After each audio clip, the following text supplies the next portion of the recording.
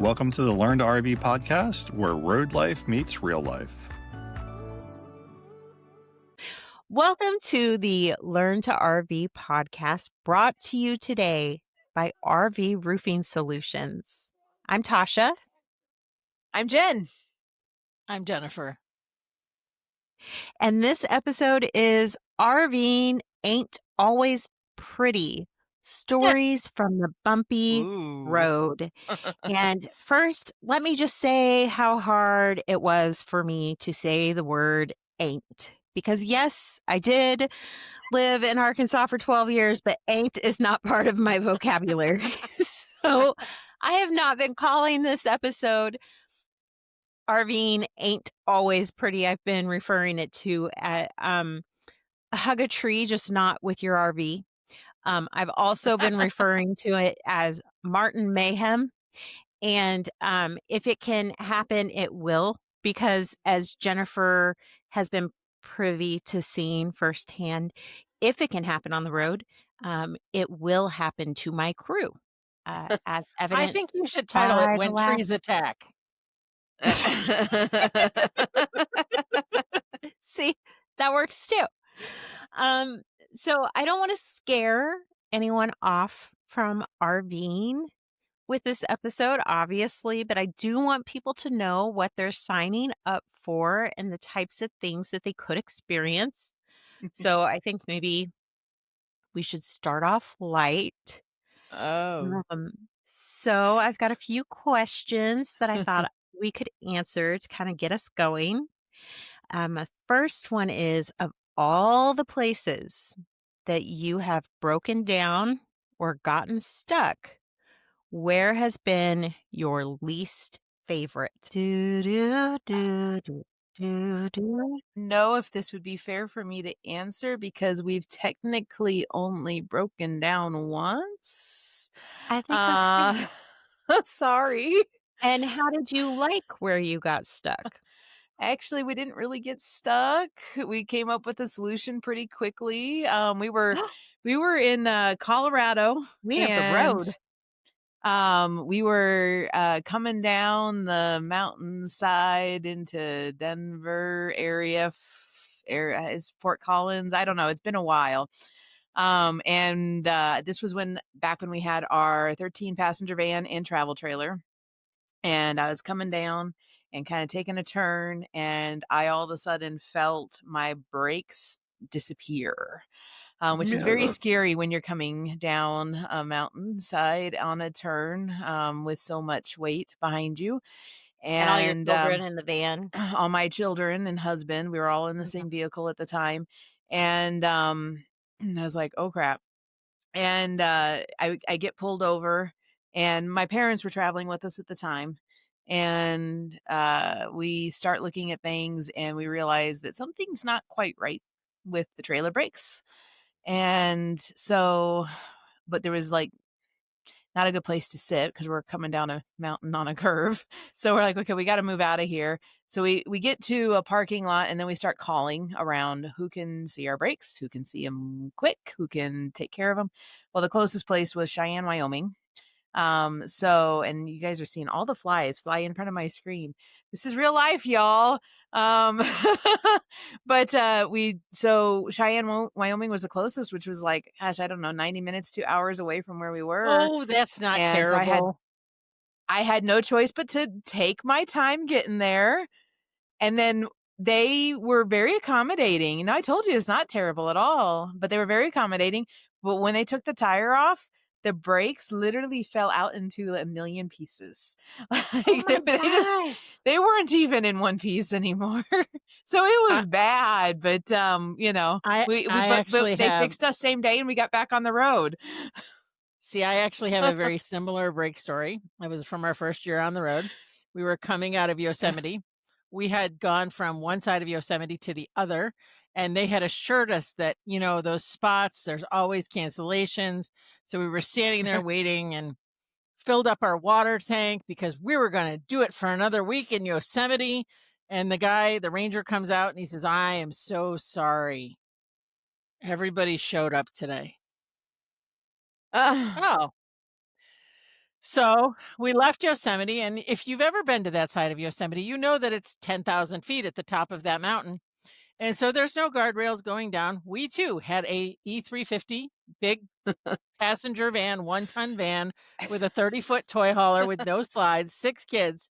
And as we're coming down, I saw a shift in Frank's face. And that shift went from, okay, we're fine, it's getting a little too fast, to, oh no, oh no, oh no. So I turn around and I said, hey guys, put your seatbelts on, make sure they're tight. And Frank looks back at me and says, why? So as we go over the edge with the full gasoline on the unit, that we can go down in a raging ball of fire. Oh. And I was like, okay. And so we got down to the bottom of that mountain thanks to his skillful driving. And we would have to drive past Mono Lake, through the Devil's Orchard, past something or other, to a back world of Marine Corps at like this little tiny lake where there's a Marine Corps base where fuel is $7.80 a gallon. And so we stopped there for 2 nights, but no one has brakes. No one. Right. So we are now forced to keep going to Carson City because that's the nearest city with brakes. Let me tell you, it is 268 miles from that point to the next. And like you, my brakes disintegrated somewhere between probably the bottom of that mountain and Carson City. And I tell people the only thing that stopped us was like God himself in some of those cases, because it was insane. So yes, getting parts, all that stuff, sourcing that on the road can be challenging. Should you make decisions like we did? Sometimes do you have to make decisions like we did? You know, and so, you know, you're making split-second decisions with your family and your life. So it's just a different dynamic. Right. Yep. So do you guys think that those were your, I mean, obviously, Jen, that was your only, I mean, I've had other issues. I Don't was get me about to say, wrong. I find this very I've had hard to believe issues. that No, that's like not my your only issue. But as far as breakdowns go, and you know, Right. having to reroute or refigure out plans, you know, that's kind of the only time we've had to really go off our plan to, Yeah. you know, get something fixed or whatnot. But I wish I could no, say we that. had issues. Yeah. Are those the moments that like stick out the loudest in your memories though? Like the moments that when you look back over the years of RVing, you're just like, oh my gosh, that one time I cannot believe that that even happened. I wouldn't I mean, say the you did have loudest, powder but breaks, so that we did have powder breaks. I mean, I will say those moments are more memorable, Yeah. but we make memories out of them. Like the time I was again traveling with my parents in Washington, and we're coming down a really steep mountain grade, and I'm going to myself, I'm going a little faster than I should be going. I sense And a so I'm like, reoccurring okay, theme I here. think I need to try slow down. I was in a motorhome. I I was in the that is what motorhome I'm at this getting. time. Yep. And I'm like, okay, no, I think we need, for whatever reason, we needed to stop mid downgrade. I don't know why I felt like we needed to stop. I was just like, nope, I'm going too fast for my comfort. I got to stop. So don't worry about slowing down. We're going to stop. And I slam on my brakes to stop at this next pull off. My parents slam on their brakes to stop at this next pull off, and their brakes light on fire. So, but you know, my dad knew exactly what to do, and he had, you know, the spray, whatever. I don't know exactly what all he did, but he put them out, and they were fine. But yeah, that was a memorable moment, you know. So, well, and Jennifer, sensing that you guys have got reoccurring a- theme of, you know, brakes and all that stuff, you know, one of the things that we invested in this year was a TPMS system. And I can't tell you, it saved us twice this year alone. And so knowing how hot our tires get, and not all TPMS systems are created equal. You know, if you sit down and you talk with some of the people, you know, you find out that, you know, some of them are like plus or minus 10 degrees. That can be the difference between a blown tire and not a blown tire. And so there are brands out there that are plus or minus 3 degrees, and that's where you want to be in that equation. But I mean, like knowing and having the tools on board to handle things like that has definitely changed the equation for us. Now, are they expensive? 100%. They're not cheap to put on, But I mean, Yep. I'll tell you, I've No. seen toads go down the road, on a Class A where the Jeep is on fire and the owner has Smoking. no idea. And so, Yeah. that stops that problem. So, Yep. Yep. We've always had a tire TPMS system, and We have two. a little temperature sensor gun, a temperature gun. If you do have to pull over, one of the very first things we do is we take that temperature gun and we go and check each of the tires to make sure they were reading accurately or whatnot. And is one part of the tire hotter than the other part and things like that too. yep. Yeah, we had a situation this week. It is one of many situations that we have had in the last 2 years where our TPMS has saved our rear ends, to put it kid friendly. We Our TPMS said that the tire temperature was going up, and it just made 0 sense to us. And Matt pulled off at a rest stop, and he was like, "This tire smells funky." And I got out and I was back there and it smelled like burning rubber. And um we I say we. Let me give credit where credit is due. Matt and our friend Dave and a really generous gentleman that I don't know the name of, that we had just met and have never seen since. They had switched out the bearings. They had done all of the packing and all of that just in March. So, Oh, not that long we should ago. not be having problems. No, we should not be having problems with our bearings. But it was the bearing. The bearing on that tire was bad, and Matt took the bearing off. But we were saved by 2 things during this drive. The TPMS that told us that the temperature was going up, and when he pulled off the cap, the normally red gooey grease was like charcoal black. It had been heated so much. And then our hub saver.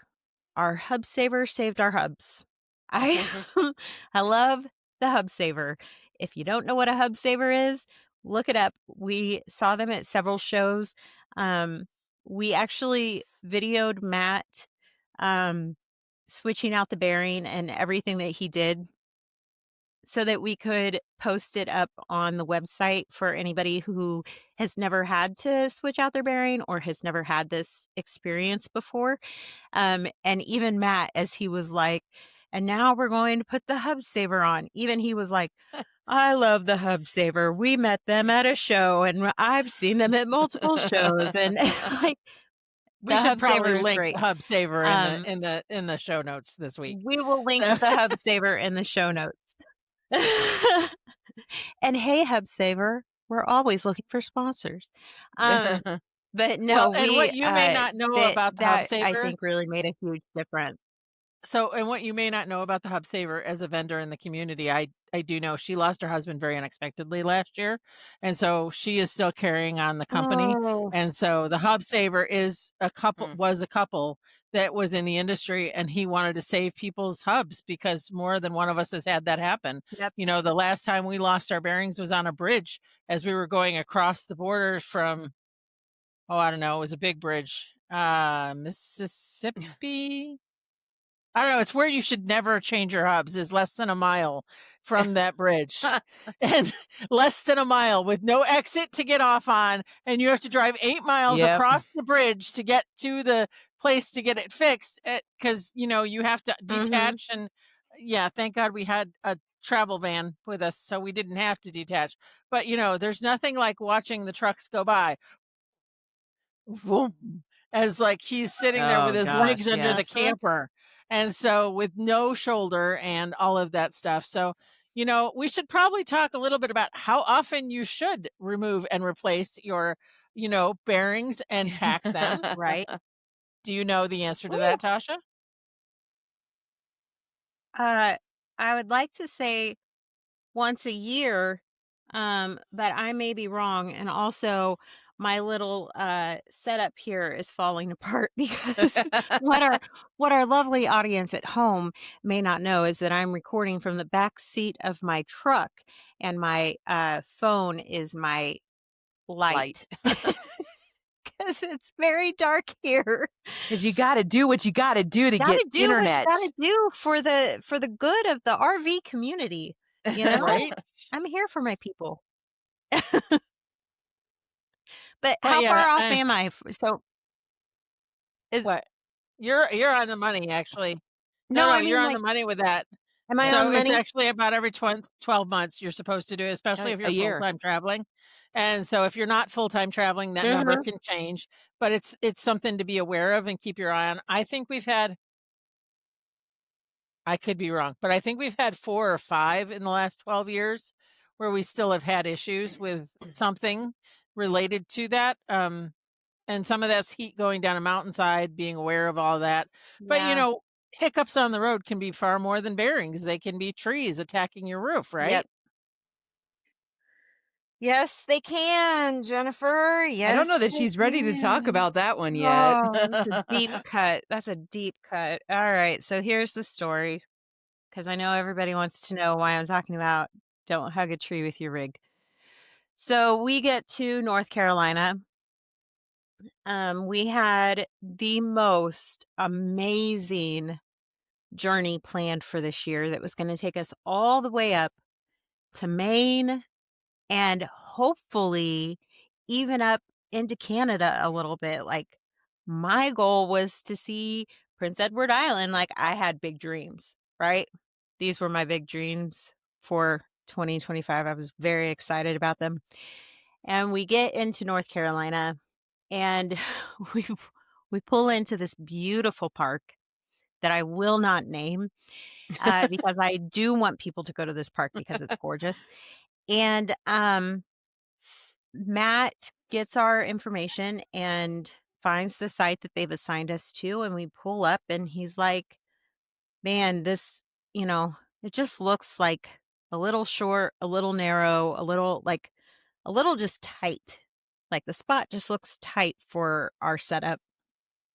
So he called and he said, "Are you sure that this is the right size for our rig, for the length?" "Oh, yeah. We've totally put people there. Your length, I promise you." So we're like, okay. So Matt gets out, and in our family, regardless of if Matt drove there, I park. He kind of directs, and I always park the rig. And so he gets out to kind of direct the way, and we have no cameras on our rig. So just to let you know, like, on our RV, there are no cameras. We have one backup camera on our truck, but when our travel trailer is Doesn't attached, work. what are you seeing? You're seeing, like, the travel hitch, trailer. So it's useless. So he gets out, he's got his walkie-talkie, I've got my walkie-talkie, the kids are in the truck on their phones, as they do, because, they're 17 and 20, so that's who they are now. And, I've got the windows up, and he's out, trying to make sure that, like, we can pull into the spot and not hit the fire ring and not hit the picnic table and not hit these beautiful trees of North Carolina. And he's telling me to come forward, and I'm coming towards him, and he's like, "Stop, stop, stop, stop, stop." So I stop, and he's like, "Did you hear that?" And I said, "No, I did not. I didn't hear anything." Uh-oh. The better question is, did you feel it? No, I did not. I did not hear anything. I did not feel anything. Oh, no. Nothing. So it can't be that bad, right? You You'd didn't hear it. think. You didn't feel it. It's not that bad.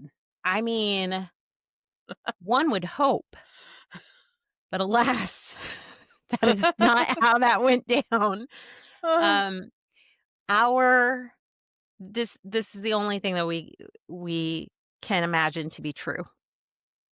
When we pulled up, there was a tree. We know this part. There was a tree very, very close to the road. The trees were like they were hugging the road. Um, and we pulled up. Our awning was pulled in, but it appears that the tree bark that was sticking out kind of grabbed a hold of the awning fabric as we were there, and it pulled the awning, then ripped the awning off of the side of the rig, pulled it all the way down the rig, flipped it around backwards. It then went into our bunkhouse window, so then it busted that out, pulled it into the roof, so then we had a hole in our roof. It cracked the side of our kitchen slide. It busted our outside kitchen door. It messed up the bottom panel on the side, busted out a taillight. And this was all the awning. This was all the awning. Right. This wasn't even the tree. This was the awning. So I take it Matt was standing on the other side of the RV. He was in front in the spot trying to make sure that, like, when we were pulling forward, because it was such a tight pull in, that we were clearing all of the stuff in the spot because it was a pull through spot. And so the awning was in multiple pieces. And all I could think was, when we had started talking about doing this life, and I had been doing all of this research, I had watched all of these influencers on YouTube.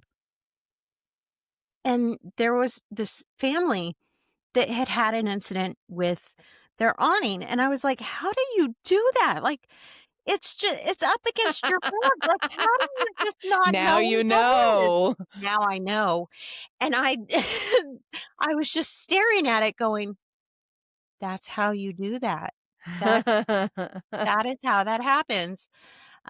So Don't we ask learned questions a that you lot. don't want the answers to. No, don't do it. Well, Do not do and it because you people can't don't take it back. realize, and people don't realize how long it takes to get those types of repairs done. I mean, like, we own an RV roofing company, and like people call us all the Yep. time with situations like yours, and they say things like, when Mhm. can you get to us? And, in the summertime, we can easily be booked 8 to 12 to 16 weeks out. And so, yes, I Yeah. understand, but I can't like stop the installers from doing the installs that were on the books Yep. before yours. Right now, Mhm. when this airs, will be mid fall, and we'll be out of most of the northern parts of the country. And so, like, we're booking for Yep. spring in those areas right now. So we hope you have some Yep. great Eternabond tape, a tarp, and a place to put it under cover for the winter, because that's the type of length time. But it wasn't as quick to fix either. Like, I pointed you in the right direction for the slide Yeah. because I knew a good You company did. that can do the work, but their Mhm. job that was supposed to take a week took how long? 3.5. Yeah. And We they're had to known to extend be our really good on Airbnb. timeline. It was yeah. It took a lot longer. And the other thing was that we still had that trip to get there, right? So we took that trip, we scheduled in advance. We said, we'll come on this date. We sent them the insurance money in advance so that they could order the parts Order and all of parts. that. We got there and the parts had not come. So we dropped off the RV, and then it was like, we dropped it off on Sunday. We moved into the Airbnb. The work was supposed to start on Monday. Work didn't start until Wednesday afternoon. And And that's they way still better didn't than even like have all of dropping the it off. parts yet. But in the industry, that's still way better than a lot of RV shops. Yeah. Like, Theirs is actually well known to be a good turnaround time compared to most. Most can be anywhere between 60 and 90 days. Like you can go a whole season and not have your RV back. Yeah. So that accident was in beginning of, oh gosh, May, I think. Yeah. It was the first week of May. And we are recording this near the end of August. And we just left from getting our repairs done a few days ago, from getting the last of them done. But that's So, lucky. Yes, Yes. that was very, very lucky. It could have been next summer before they could get to Yes, you. exactly. Yep. Right. So it was a godsend, but we're not going to Maine. I will not see Prince Edward Island this year. Maybe next year. Next year, maybe. Yeah. Let's all cross our fingers real hard because I would really like some Maine seafood, please. We'll see. RV Roofing Solutions is a nationwide RV roofing company with mobile installers. One of the biggest factors and benefits of the RV Roofing Solutions system is our product is a low VOC, which is helpful for those who are sensitive to chemicals. It's better for the environment, and it actually works better for the RV roofing industry. It's a great place to find a quality product. www.rvroofingsolutions.com. Well, one of the things that we ran into with this no pun intended, but man, that was funny. One of the things that's kind of part of the journey, right? experienced- I mean, that's the thing is, part of the journey is being willing to pivot. And so pivoting is a very big part of what we do on the road. And so whether you're full-time, part-time, or otherwise, I mean, you have to pivot and you have to learn how to pivot. And it's not easy to learn. You just have to figure out what that looks like for your family. For you in that season, it was getting, an Airbnb and moving out of the camper. Several years ago, in 2016, we'd bought a new to us truck from another full-time family. And what we didn't know is that we'd lose the engine on the truck within 3 months of getting it. And so I tell people all the time, I don't want you to join the broke down engine club, but I'll never forget the day because I'm driving behind Frank in our van, and we still had the big van back then, and I couldn't see the camper anymore. There was a huge cloud of white smoke. He was just gone. Like he was gone. He was there, but I couldn't see him. And so I slowed way down because I couldn't see him. And he pulls over and he's like, I don't know what's going on. I'm like, you have no idea that you were in a cloud. And so we were on our way out of Southern California. We were out in Acton that week, and we were moving like east. And so we were headed to Vegas for a week or two. And in between, there's this mountain that you have to go down to get there. Well, of all the places in the world, having your truck break down and lose an engine, California is the wrong state to have that happen because it's going to be $6,000 to $8,000 more just for your engine. And so at that point, I was like, I'm done. We were almost back to where we started. We were like an hour and a half away. I'm like, I'll call a friend. They'll pull it back to Yucca Valley, and I'll move back to there. And we already knew we weren't going to live there forever at that point because we just knew we'd sell the house a year later. But I said to Frank, I'm done. I'm just done. And I'm sure that you guys have felt that way this week, is that feeling of done. And Frank looked at me, and I don't make Bible references often, although I am a Christian, but he said to me, well, what would have happened to Paul if what would have happened to the gospel if Paul had said that? And I just glared at him. I just glared at him. And I was like, he'd be a tent maker?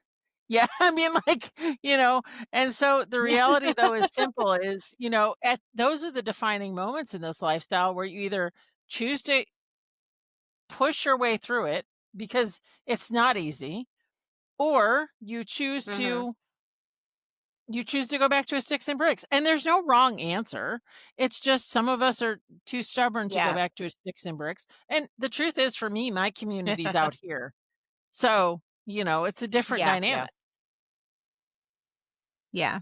For sure. Have you guys so one of the things that we with our situation with the tree, we learned some interesting lessons about insurance, Yeah. and what what types of insurance we Need. thought we had and were told we had but did not have. So I thought maybe we could kind of share our number one kind of tip on insurance for people who are maybe looking Mm-hmm. at this kind of lifestyle. So, because mishaps, you're going to need some insurance. So, Yep.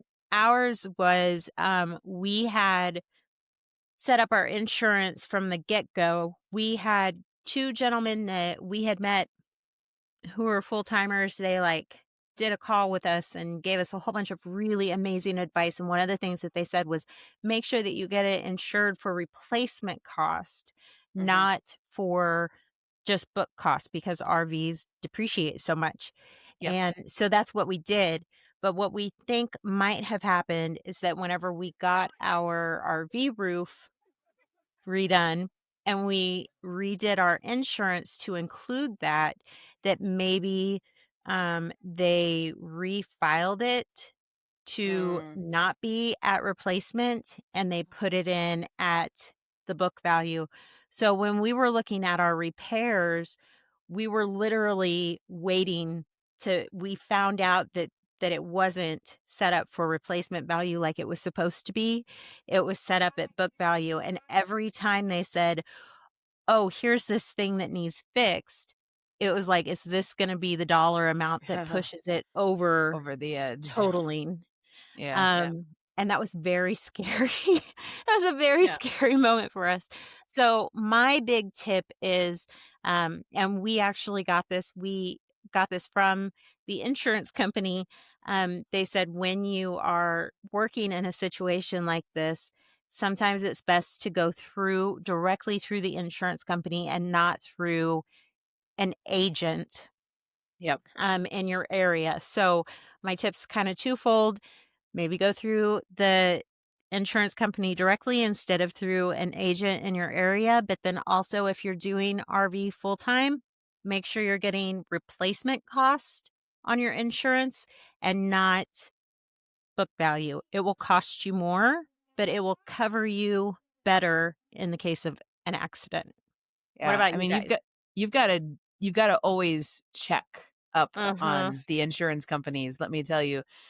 Because we'll tell them what we want, and then when we go to look, it's not what we asked for, and then we Yeah. have to call them again and no, we want this, and it's a battle sometimes too. We're full timers. Yes, we live in our RV full time. You want to make sure you have full timers insurance. Do not lie to the insurance company. Yes. Do not make them believe that you are only doing part time or anything else. Just be honest. Go with a company that offers full time insurance for RVers, Yes. because anything else is going to come back to bite you in the end if you end up having to file a claim or something. So that's going to be my tip is be honest and get the right kind of insurance for the lifestyle you're starting to embark on. Yeah. Well, and Definitely. we deal with insurance Jennifer, what companies about all you? the time. So we deal with insurance companies all the time with RV roofing solutions. And we see time and time again where people just don't have the kind of insurance they think they do. And there's companies out there that will, Mhm. instead of replacing the wood on a roof, like you had tree damage on your roof at that point, instead of replacing it, they'll just patch it. And patches we know are just short-term things. And so, but the company will come back. I had a customer one year, she came back and said, they offered me like $712 for my $6,000 roof. And I'm like, what? And they're like, yeah, but they only sent me a $217 check because I had a deductible. And I was Oh like, my gosh. oh. So, I mean, like that happens all the time, where people don't have the type of coverage that they need for their unit. And so, yes, don't lie to the insurance company. That's insurance fraud. You can go to jail for that. That's Yep. just the reality of it, but at the same time, fudging it isn't okay either. patches aren't always the right answer. You could have gone to Home Depot and gotten a piece of plexiglass for that window, but you knew that fixing it the right way was the only way to do it. And so there's a lot of people that'll take this shortcut. And then what ends up happening, and this is firsthand experience. So a lot of people will call us for an estimate, say that's too much money. And then what they'll turn around and do is they'll go fix it themselves. And a year later, they'll call me back and they'll say, well, the insurance paid out, but I fixed it myself, but they won't cover it again. And so there's a lot of people that will do the repairs themselves. And then expect insurance to cover it. And so don't be that guy. Like that's what I would say to you is, because that's another nightmare, because now you not only don't have something that came with a warranty, you have a DIY job that insurance isn't going to touch with a 10-foot pole. Exactly. Yep. Totally. I thought I would I want to make sure that we're not getting too scary. I hate that. I don't want to get too scary for everybody. So I thought we would go a little lighter.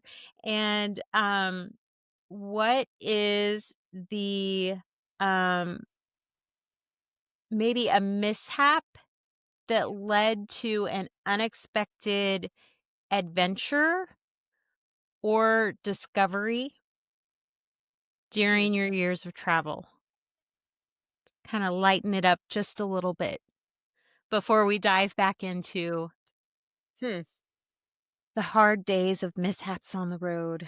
I think I will lead while you guys take a minute to think about this.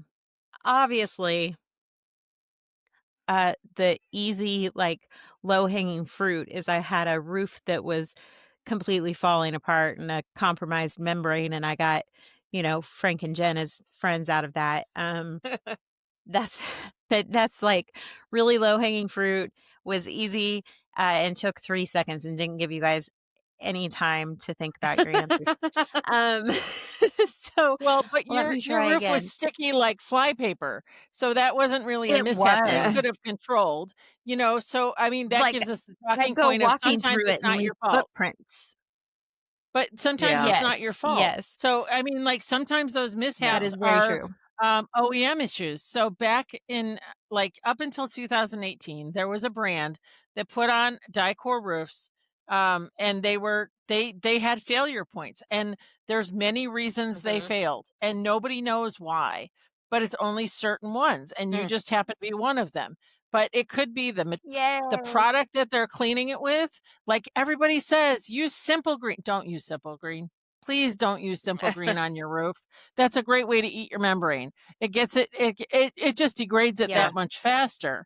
And so all of those things add up in this community. And so the reason your roof was like that, who knows? It could have been a bad batch, because there were hundreds of thousands of other bad batches out there. So nobody knew why they were happening. So that's just you got the luck of the draw on that batch. And so you could have, 500 other owners with your brand that have that problem from that year.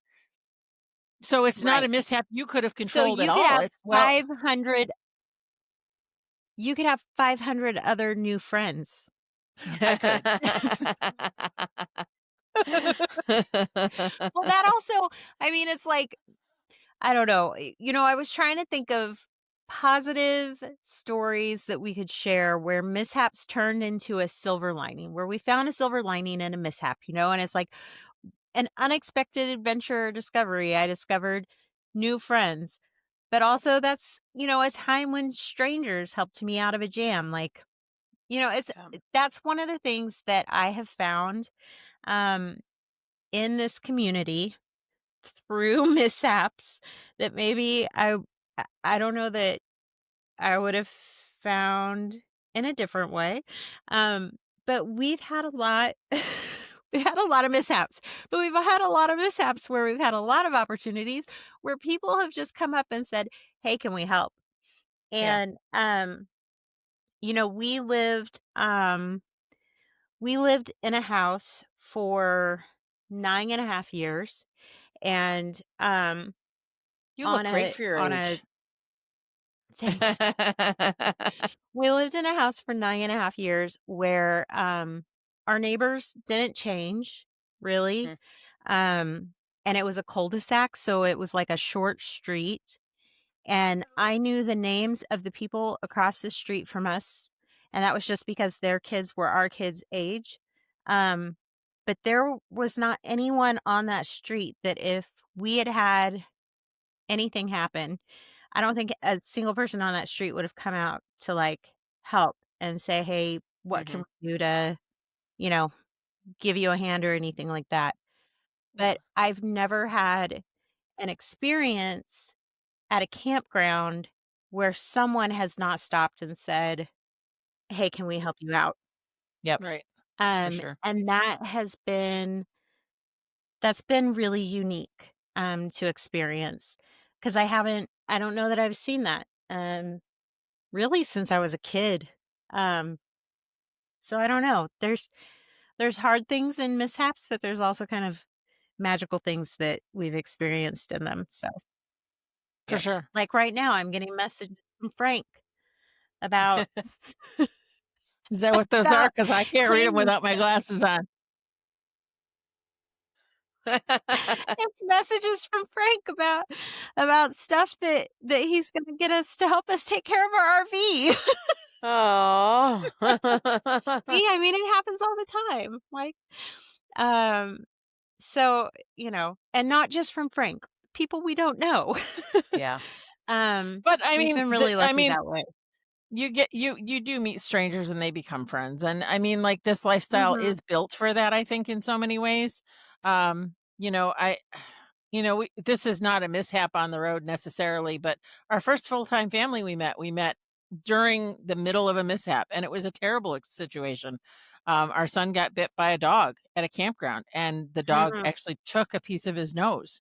And so I made a What? split second. Yeah. Um, so Hezekiah actually has scarring.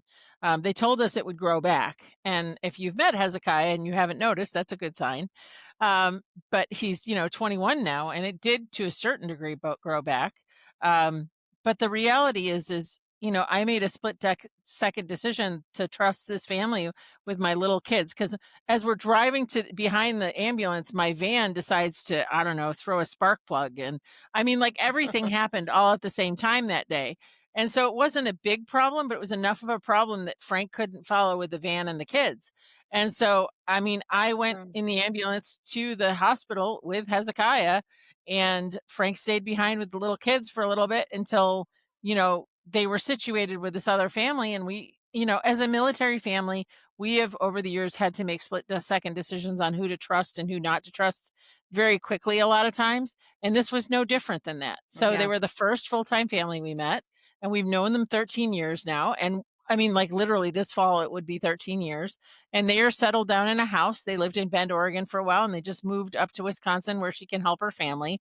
And so, but they were on the road for a long time. And I mean, we've kept in touch with them for all these years, and those friendships just don't go away.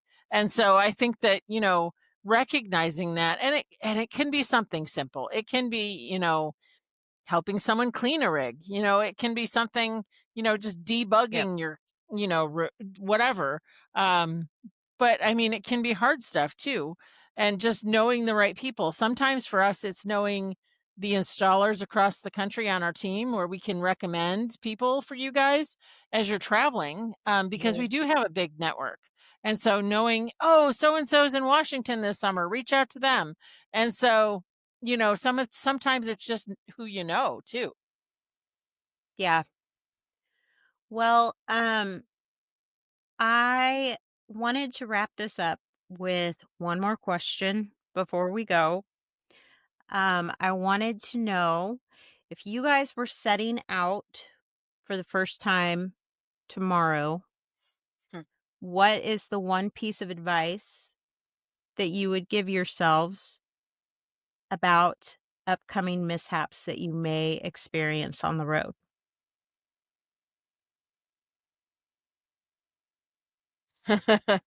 I'd just say it's part of the journey.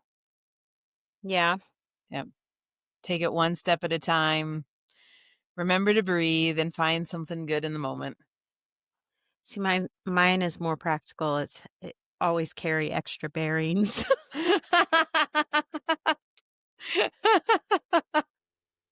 That works. They may not have them near you. have the size you need in extras. So that being said, there's a on great hand. story that goes back to Christmas 2017. We were pulling in, and Justin was still at home at that point, and we're putting the camper legs up, and we heard them go. They stopped working. We knew they stopped working. And our friends Jason and Stephanie often traveled with us back in those years. And I don't know, we're hoping to see them again this winter. But our kids grew up together. Well, Jason goes, I can fix that. And he goes to the back of his truck, and he has a whole leg in the back of his truck that we can gut and fix. And so he comes over and he just fixes the leg with Frank. You know, you need a MacGyver in your life too. You know, that guy that you know that just always has spare parts. Be friends with them. That's important. Yeah. So, Yes. Phone a friend is a real thing. I thought it was just on game shows, but Frank has become our phone a friend. He's our phone a friend. When we're like, we don't even know what this part is. It's phone Frank, send him a picture and say, this fell off of the RV. Can you identify it for us? for those of you that don't know Frank's numbers on the website, you can phone a friend too. You just have to go to RVRoofingSolutions.com.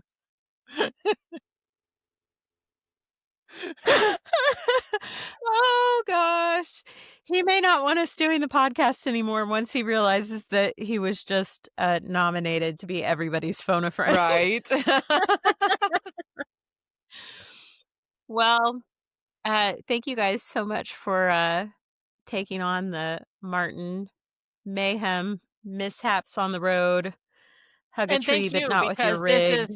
this is a hard topic. This is, most people don't have minor mishaps, and when they happen, they don't know who to call. So this was a hard topic, Yeah. but you really, nailed it, because, knowing it's not about who you know. It's not even about what you know on the road.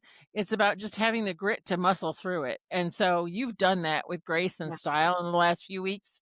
And I'd love to see where Me this too. takes you. I told Jenn the other day, and I was half joking, but now I'm a little bit more serious about it. I want to make, those maps that are like, this is where I traveled, and you put the sticker on.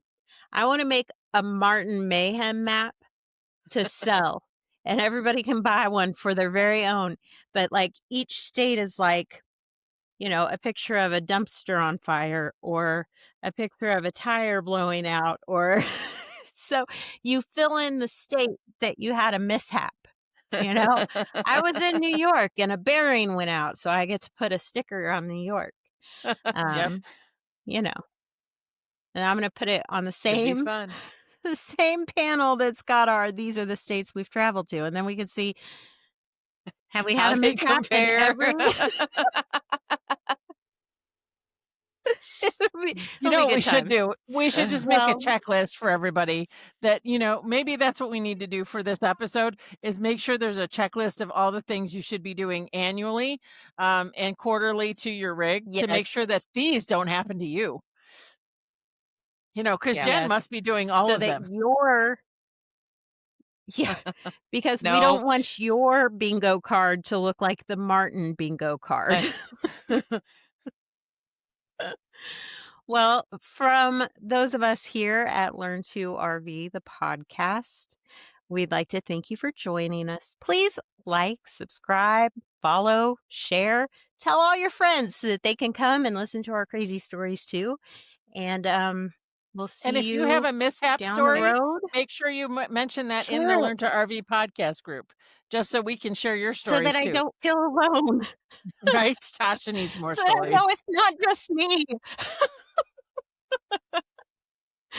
Thank you guys so much for joining us. We will talk to you next week.